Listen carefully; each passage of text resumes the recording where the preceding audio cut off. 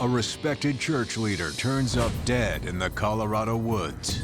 He does not look like a person who's here to go hiking.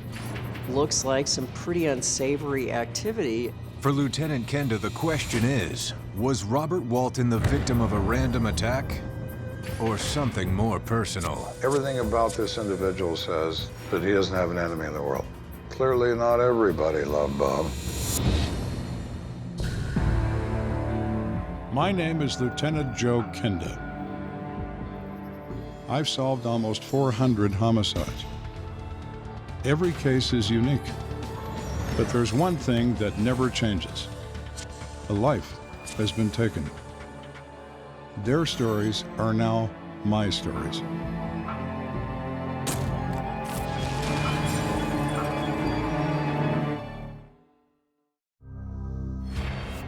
In late November 1994, two friends are hiking in Palmer Park. It's the middle of the day, and nothing seems out of the ordinary. Palmer Park is a wilderness park essentially located in the geographic center of the city. It's a large park, about 725 acres. It has a few paved roads that go through the park, a number of hiking trails, and there's one road that leads to the South Canyon of the park. But when the hikers reach the South Canyon, they see something, anything but ordinary, lying on the ground. Just ahead of them is a body. He was a white male, weighed over 300 pounds. He was fully clothed. He was lying on his back. At first, it looked like the victim suffered an accident, possibly a heart attack. The hikers rush to notify the police. When detectives arrive at the scene, it becomes clear this was no accident. The inspection of the body revealed that there was some obvious blunt force trauma to the head, as if he had been struck in the head with some type of an object, causing severe injury, in this case, his death. There were a number of rocks in the area, tree limbs, and things of that nature, and any of these could have been a possible weapon. The coroner places the time of death in the early afternoon, and he paints a grim picture of what may have happened. The attack on Mr. Walton wouldn't have ended his life instantaneously. It would have taken multiple blows to different parts of the head as he continued to struggle. It would have been an exceptionally painful death. The death is ruled suspicious, and Lieutenant Joe Kenda is called to the scene. Lieutenant Kenda heads up the Colorado Springs Major Crimes Division. As I look at the victim's body, I'm trying to get a picture or a sense of what exactly is going on. This is a dirt area with a picnic table. There are a number of trails leading off from this area. There's no drag marks, there's no indication in that crime scene that he was moved from anywhere. There is no real indication of any struggle in the area of the crime scene. He is attacked where he stands and falls from where he's standing. My opinion, this kill happened exactly where he is. Forensic investigators search the victim's clothes, but his pockets are empty. No wallet, no money. Robbery may be the motive, but to Kenda, the violence used in the kill seems extreme. I'm always interested in the method. How do we kill this victim? Do we stand 50 feet away with a gun? Gun provides distance. It provides emotional distance. Don't get your hands dirty. Stand back and shoot. When it's a personal attack, and it's a vicious attack with multiple blows, and I'm sure that some of those blows were delivered when our man is on the ground. It tells you rage. Someone has a personal reason to kill this person. As the scene is being processed, Lieutenant Kenda pays close attention to the boot prints found in the dirt. I speak to my forensic investigators, and I realize we have lots of footprints all over the place, but I'm concerned about the ones around the body. Obese people have great difficulty engaging in physical fights. I don't expect there was much of one. So I want those footprints close to the remains. Maybe there's a stone lodged in a cleat. Maybe it's got a cut. Maybe it's got a wear mark where someone walks on their ankles or walks on their insteps. So wear patterns and damage to a print, as well as the pattern, can be significant if you can find a boot worn by a suspect that has those same unique kinds of characteristics. It comes close to a fingerprint in terms of identification. Forensics also collected blood samples from around the victim's head to make certain that the blood was his and not someone else's. It's always a concern in a violent crime that perhaps the killer was injured as well.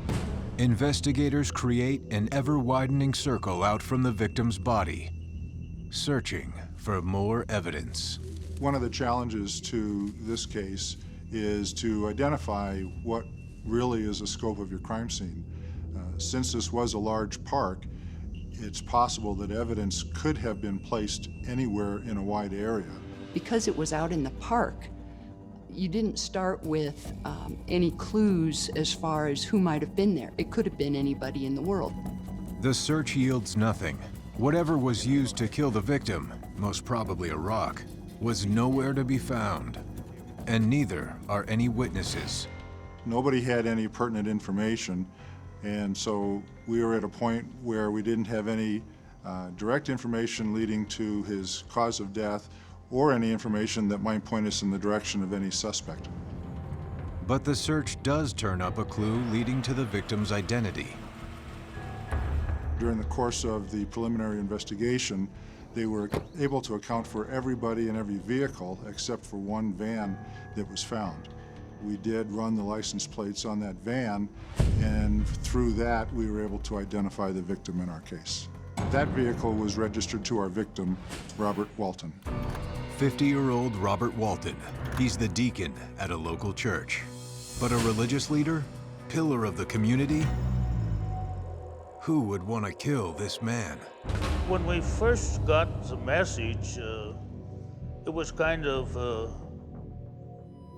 was really hard to tell exactly what happened outside of he had been killed. It's pretty hard to believe that it could happen. You hear of these kinds of stories from time to time, but it really don't sink in until it happens to a family member or someone you're close to. The news stuns members of the local community. And here was somebody who on the surface seemed like somebody who was the all-American person who was attacked randomly in Palmer Park, which was a place where everybody felt safe in the community. Dead bodies turning up in Palmer Park don't sit well with the public, especially if they've been murdered. And you start thinking, well, wow, is that something where somebody's just walking along a trail and somebody comes up after them, behind them, or whatever, and attacks them? Is that something that, I should be concerned about next time I go to Palmer Park?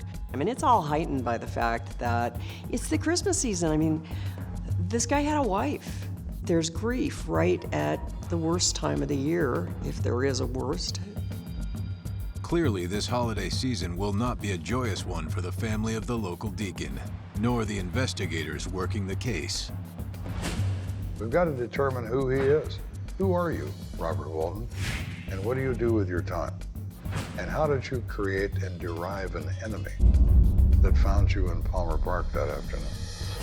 In his 23 years on the force, this case will prove to be one of Lieutenant Kenda's most difficult. I was haunted by this killing. All we knew was that it was personal. Somebody wanted him dead, and I was going to find out why.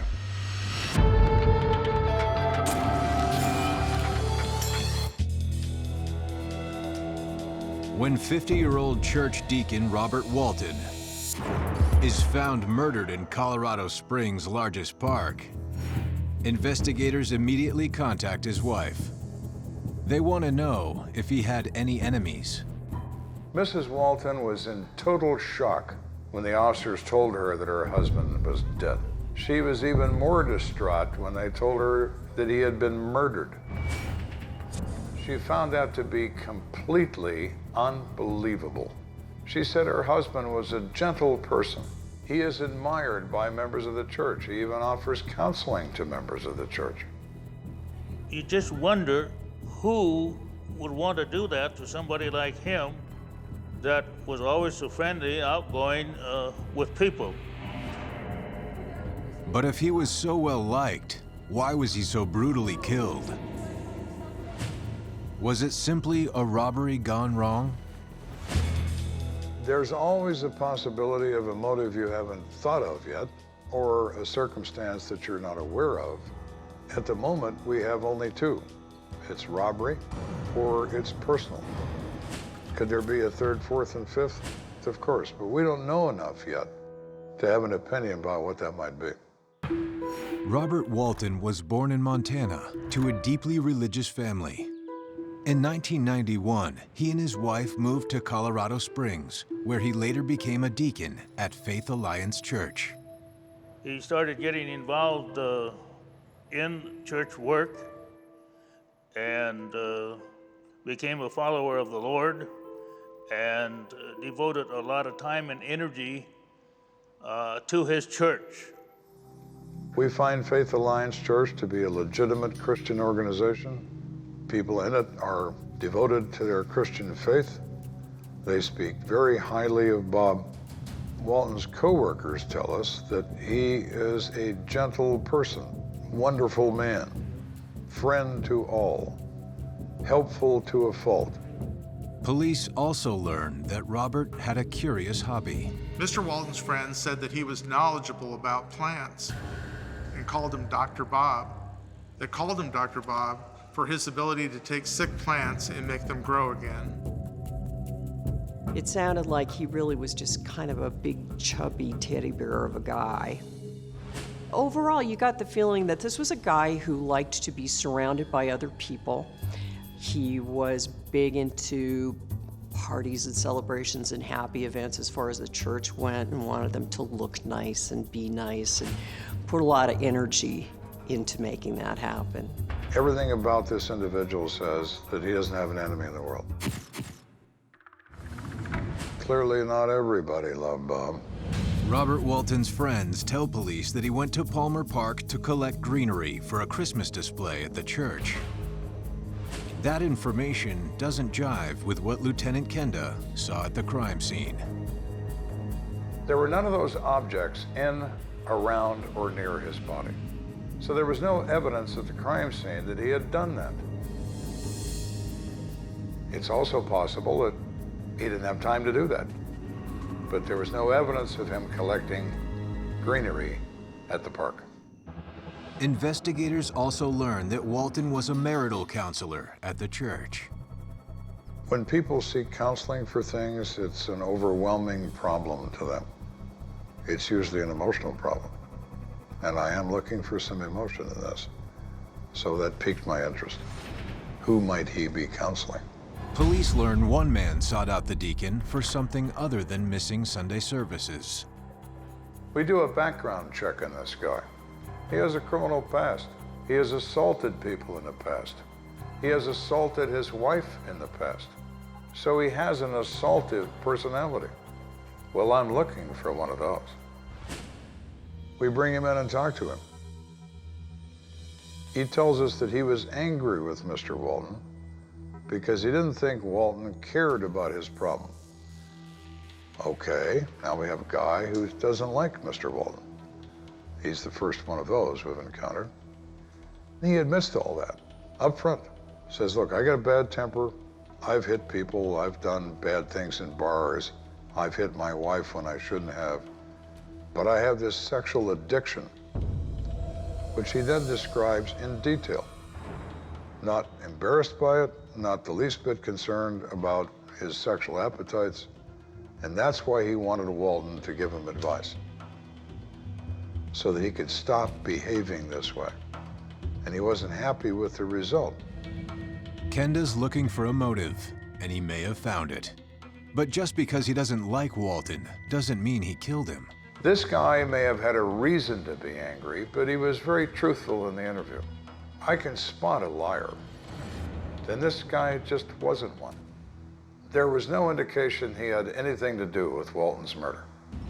Without any concrete evidence, the suspect can't be charged. Lieutenant Kenda decides to release certain details of the crime to the media, in the hopes that someone may have seen something unusual on the day of the murder. The police department came to us and said, can you help us in the Robert Walton case? Can you put out some information asking the public to come forward and tell us what they know about Robert Walton or about the circumstances surrounding his death, or maybe they were in the park at the time and saw something. The news generates a lucky break. A young couple recalls seeing a man in a large vehicle parked near where the victim was found. They drew their attention to him because he looked like he was angry or upset about something. So that was at least a lead. This young couple was able to describe this person as a white male in his middle 30s, 5'10", 170 pounds, curly hair, and his facial expression disturbed them. He looked angry, looked upset. The couple works with a sketch artist to create a composite drawing that's distributed to the local media. One caller points police in the direction of a local man named Jesse. The caller said this guy goes to Palmer Park and hikes in the area. He looks like the composite drawing. A background check reveals that Jesse is a laborer for a construction company. His ex-wife describes him as having a violent temper. Jesse is brought to the station for questioning. He's belligerent, he's angry. How dare you think of me as doing this? He does look like that composite drawing. He does wear hiking boots. He spends a lot of time in Palmer Park. Kenda knows that Palmer Park has a reputation for things other than hiking, so he decides to play a hunch. We asked him what his sexual preference was, and he came unstuck. He was really angry that we asked him, informing us that you can't put that in a police report. I didn't know there were rules about what we can put in a police report, but he apparently thought so. We obviously touched a nerve, and it was the simple question, are you homosexual? Now, when you get that kind of reaction and denial, then my conclusion is, yes, he is. And he doesn't want anybody on the planet to know it. But making the connection to Robert Walton is tenuous at best. He can't really explain where he was that day, but the vibe I'm getting from this guy is he's not our guy. He doesn't know Robert Walton. We can't connect him to Robert Walton. And even though he does look like that drawing, so do many other people. The suspect is released for lack of evidence, but his reaction to Kenda's questions gives the veteran detective a new approach. Kenda refocuses the investigation not on who, but on why. I don't believe he was there to collect things in Palmer Park. I don't think he was physically capable of doing that. He doesn't look to me like an athlete, or an experienced hiker, or even a walker. Why is he there?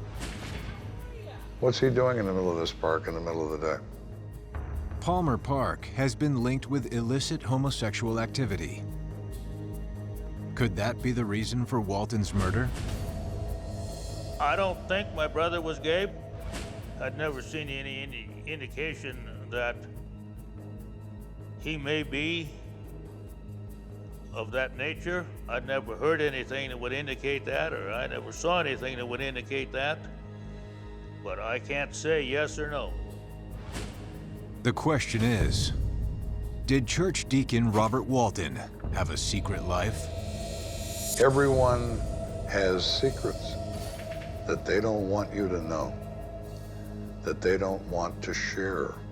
You never speak to anyone, ever, and get the truth.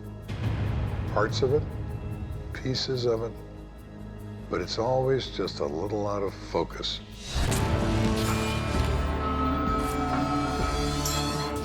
Colorado Springs church deacon Robert Walton is found murdered in Palmer Park, and Lieutenant Joe Kenda has no motive or suspects. But a strange call from the coroner may change all that. During the autopsy, when his clothing is removed, They find a washcloth that's been rolled and tucked, and that this is found in his crotch. It's a common technique in the homosexual world to put something in your pants to simulate male endowment. This new information leads police to recontact Robert Walton's wife. Is there something she never told them? Oftentimes we set up additional appointments because they have so much emotional trauma going on. It's difficult for them to really convey accurate, pertinent information for us, and so they need a few days oftentimes to kind of settle their thoughts and get back with us to give us information that we need. Robert Walton's wife brings up two things that interest me in that conversation. The first thing she brings up is when they were living in Montana, she finds a homosexual men's magazine in her husband's underwear drawer. She thinks this is extremely unusual.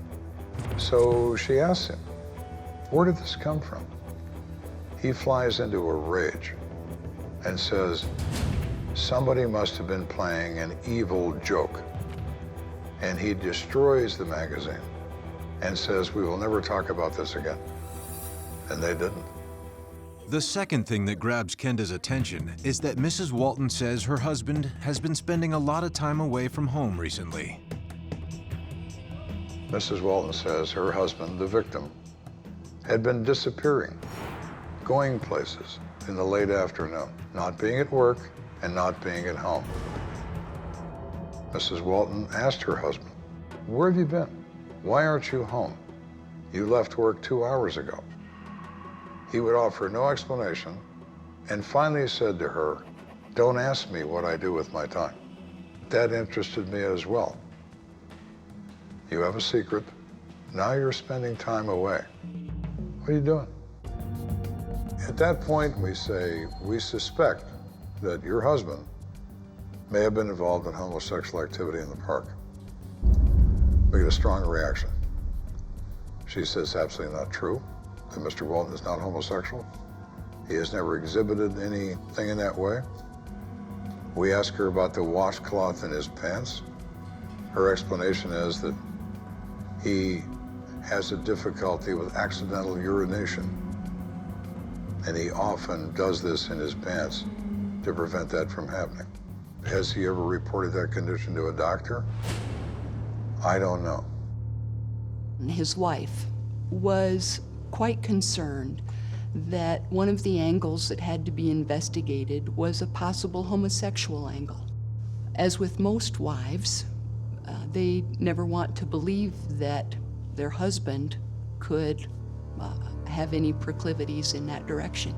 She probably was embarrassed, shocked, had to deal with the fact that not only was her husband murdered, but he was murdered under a situation that was sensational, and maybe people would judge him differently. And so it is sad for a family to not only have to go through something as horrific as the murder of a loved one, but to also then have the judgmental type of eyes looking at you saying, well, did he bring this on himself? Was it his lifestyle that possibly caused this? And if so, then was it his fault because he put himself in that situation? So it is difficult. It is hard for the family when it involves this type of a situation.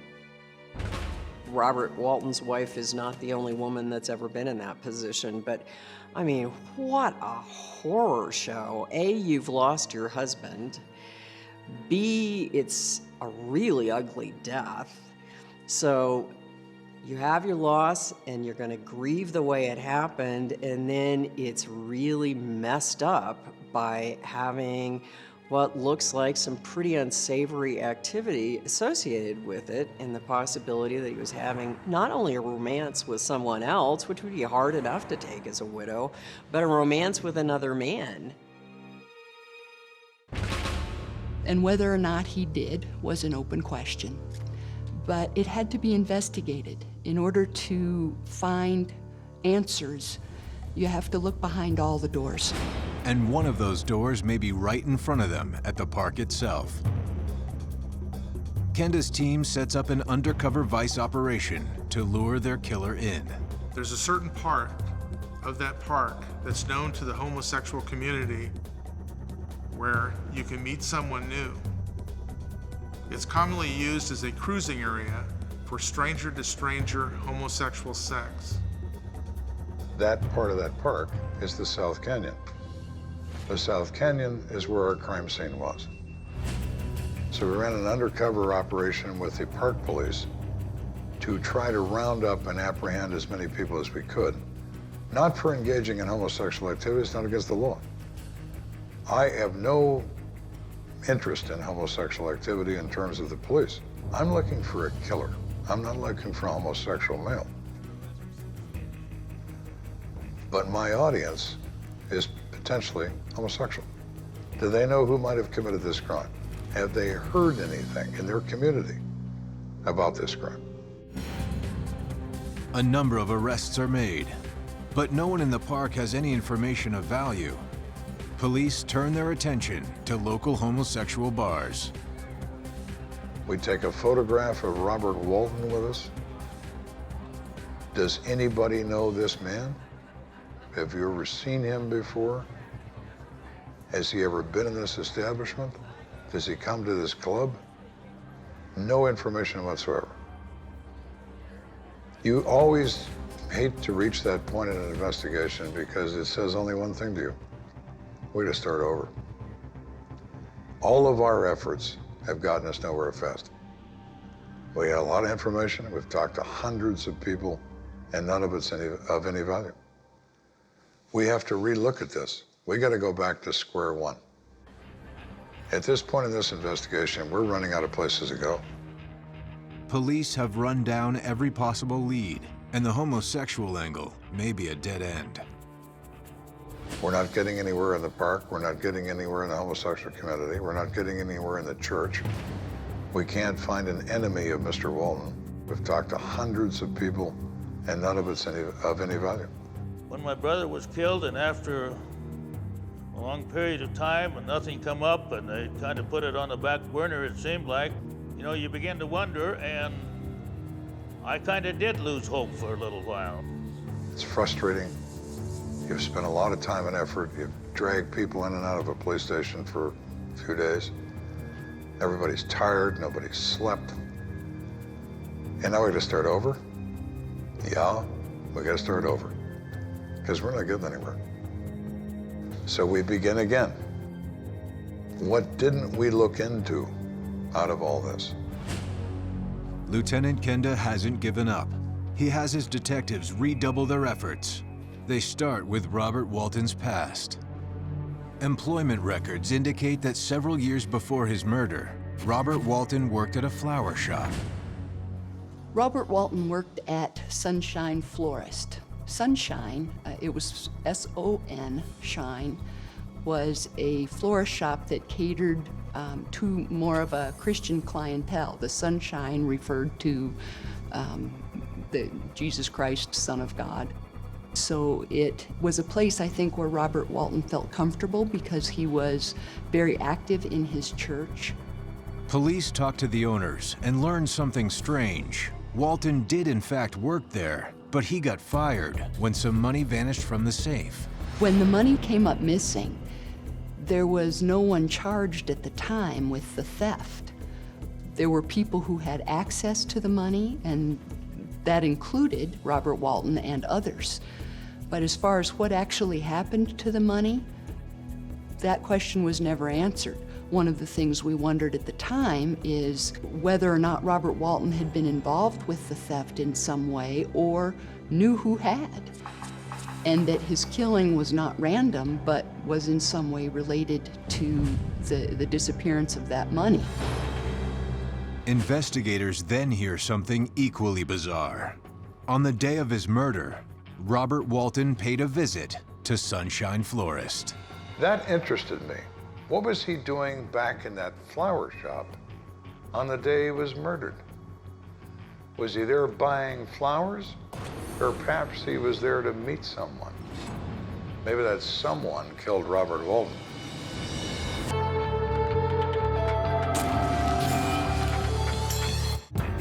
For nearly a year and a half, the investigation into the murder of Robert Walton goes nowhere.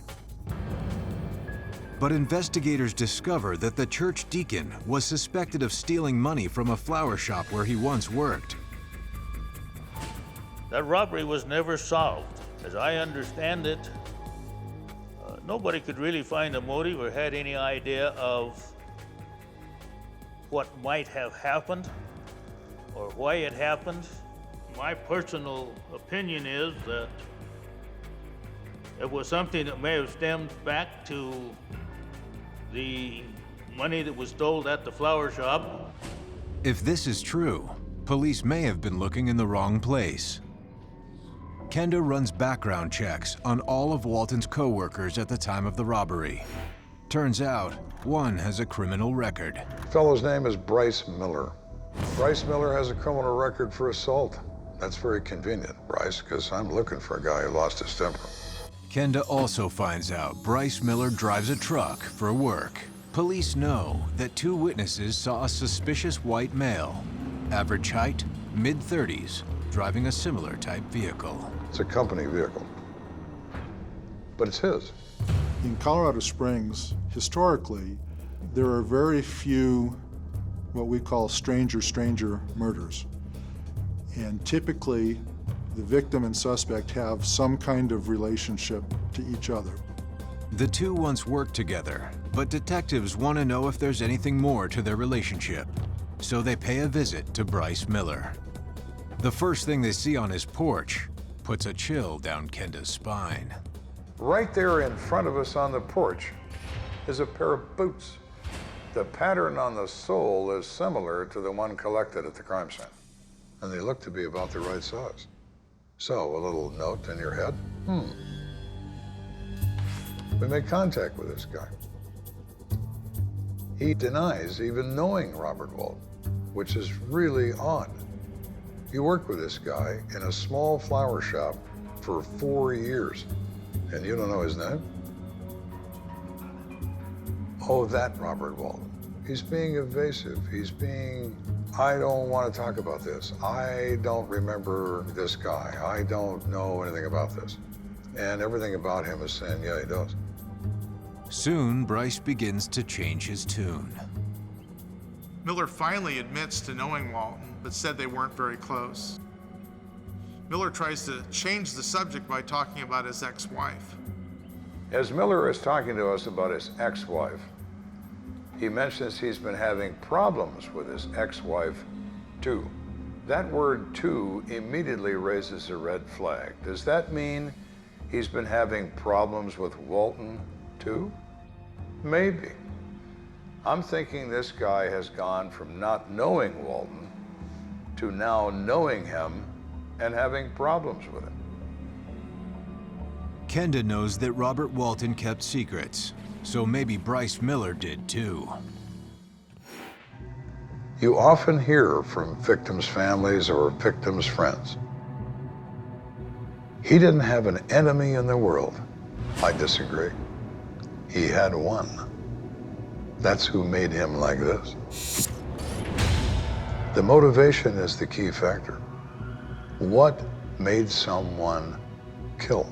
How they did it is interesting, what they used is interesting, but why they did it is the key to finding who did it.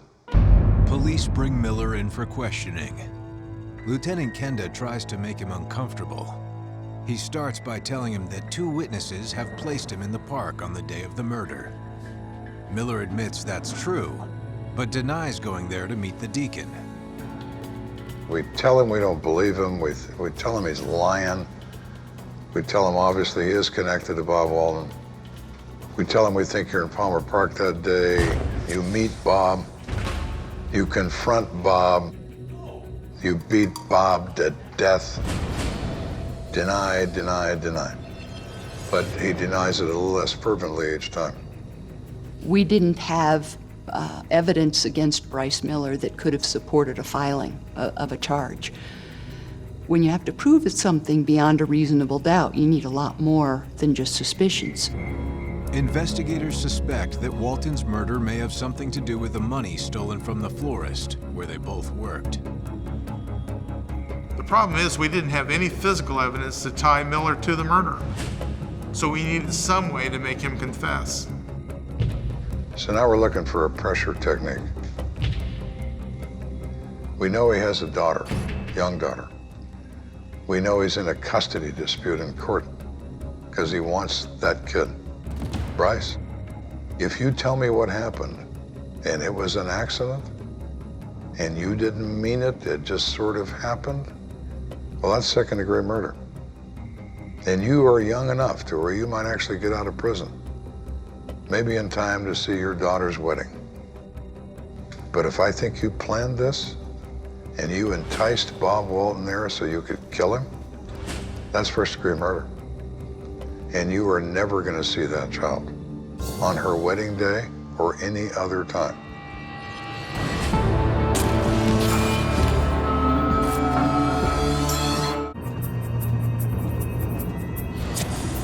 It's a year and a half into the Robert Walton murder investigation, and police have zeroed in on Bryce Miller as their prime suspect. But unless he's willing to admit to killing Walton, police don't have a case. So Kenda uses Miller's daughter as leverage. He starts to cry, and then he uses that same expression. I didn't mean it. I didn't mean it. I didn't mean it. He just kept saying it. You didn't mean what, Bryce? You didn't mean what? When he starts to turn, when you know that, okay, he's come to grips with this, he knows he's trapped, and the next words out of his mouth are going to tell you about it. You can see it in his face. He's run out of excuses. He's run out of lies. He has the look of surrender. That's the moment when I sit back and say, I am talking to the right guy. In the Walton case, I've been looking for you for 17 months. And now here you sit. This is our guy. Bryce says he meets Bob Walton in that park by accident. He just runs across him. Bryce says that when they're talking, Bob Walton tries to sexually assault him. Bryce says, I think I'm going to be raped. Then Bryce says he picks up a rock or a stick, says he can't remember, and he hit Bob Walton in the head several times. And then he decides that Bob is probably dead. So he goes back to work. Bryce has confessed to killing Walton, but says it was an accident. He said that Robert Walton had approached Bryce Miller, and made a sexual overture toward him. Bryce Miller's version of events is that he tried to rebuff that advance, and Robert Walton kept insisting. What was interesting about it is that he never said Robert Walton got physical with him. So in the confession, it jumps from Robert Walton made a homosexual advance toward me and then wouldn't go away, and then he describes the scuffle between himself and Robert Walton. He says Robert Walton fell down and that he, Bryce Miller, fell underneath him, and he couldn't push him off. But Kenda doesn't buy it. The odds of Bryce Miller running across Bob Walton in the middle of this square-mile park have got to be 100 million to 1. But he insists he did. He insists that. I think that Miller and Walton knew each other. I think it's very possible they had an affair. They met there on purpose by prior arrangement. Bryce says there's no connection to the money stolen from the flower store. The connection is sexual. Kenda's instinct all along. He's arrested, taken to jail, and booked in for second-degree murder. Second-degree murder in Colorado is the knowing causing of a death, not premeditated. Premeditated is first-degree murder, which is, at that time, life in prison. Bob's wife called and she was excited. She had just gotten word that they have arrested an individual and told us who it was. Finally, they're going to get justice here. When Bryce Miller was arrested for this crime, I think people felt a lot more secure because they could then feel like it wasn't because of the park that there was a problem, it was because of the situation between these two men, and that's where the crime happened, that the park was safe, that families could go back and use it, and they wouldn't have to feel that there was somebody running around that would be attacking them in an unsolved kind of way. It was sort of an awakening, and maybe took away part of the innocence, if you will, that, wow, you know, this is something that can happen anywhere to anyone, and that anybody could be involved in lifestyles that you might not even think about, and could put them in situations where they might be in harm's way. And I think it was the kind of thing where maybe this was the first type of a crime that I can remember where there had been this type of relationship between the murderer and the victim, and I think people were sort of shocked and taken aback, but yet it was sort of the beginning of a new enlightenment in the community that these things can happen to anybody at any time. This case went to trial. The defendant, Bryce Miller, was not willing to plead guilty. He wanted his day in court. The second-degree murder in Colorado carries what's called a lesser crime of heat of passion. It's a mitigator and would have made the potential penalty less serious. So there was a reason to go to trial because, especially in El Paso County, Colorado, it tends to be a pretty conservative county. Bryce Miller's defense team hopes the jury makeup will skew towards anti-gay members of the community who will be sympathetic towards him.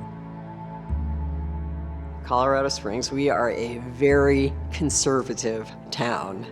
The town prides itself on being very conservative. We are the most Republican county in the state. We tend to be heavily evangelical Christian. We tend to be very traditional in terms of values concerning marriage. Gay marriage, not looked at happily here. In terms of actually being gay in general, not looked at in a very friendly way here. So if the allegations of homosexuality could even be raised in the jurors' minds a bit, the defense believed that they had a chance of getting heat of passion instead of the knowing killing of another human being. Investigators at the Colorado Bureau of Investigation Laboratory compare Miller's boots to the impressions found at the scene. They were determined to be of a similar size and type as those recovered. But because of the length of time between the murder and arrest, the boots could not be positively identified as having left the impressions at the scene. But the jury doesn't need the boots. They have the confession. Bryce Miller was found guilty of second-degree murder. He was sentenced to 40 years in prison. He will be eligible for parole in 2012. At the end of the day, in almost all these cases, people say, why did this happen? What exactly happened? I don't know. The worst of it is you never do. Not for certain. I believe that Miller and Walton met each other in Palmer Park by prior arrangement. I further believe they'd been meeting there for some time. What I don't know is what was said and by whom to make this rise to an emotional level. That happened. When Miller says he was chased by Walton, I absolutely don't believe that. Walton wasn't physically capable of doing that. I think Miller attacked him and killed him right where he stood, for whatever offensive thing he said or whatever offensive thing he might have done. But Miller was not acting in his own defense. he was attacking and killing his lover for reasons that only he knows. You always wonder just what happened and why it happened. There's only two people that know what happened. One of them is gone, and we know what the other one has told us, but we're not sure that we have all of the details. The end result was that Robert Walton was killed. He was killed by blows to the head and left in a park for somebody else to find. 18 months went by when his wife didn't know why his body was left in a park. Bryce Miller is the one who hit him in the head and caused him death. Linda and I corresponded for some time after the case was over. Then she was able to move on. And you want that. You want the family of the victim to be able to move on and rebuild a life. Yeah, you always miss your brother. We were not always close, but even at that, you still miss family. The justice system is a very foreign place and hard to understand. So if there's something as a prosecutor you can do to try and ease that road for them, yes, that's a very important thing. I was impressed by Detective Kenda's investigation. I was told that he never, ever forgets a case, and he always keeps it in the back of his mind that some way these cases need to be solved and can be solved, and apparently he has solved quite a few cases. Cases like the Walton case can be very difficult to work because you have secrets you're dealing with, secrets from all sides. No one wants to tell you anywhere close to the truth. It makes it very, very difficult and can be very frustrating. So it felt especially good to resolve this. I sit back and I feel good about myself. A successful day at the office, because so many days are so frustrating. You have to cherish the moment when you can. The place can be so busy that moment of cherishing it doesn't last very long because the phone's ringing. The next homicide is knocking on your door. But you try to take that moment and say, ooh, I did something right there. And that's on to the next thing, because there's going to be a next thing.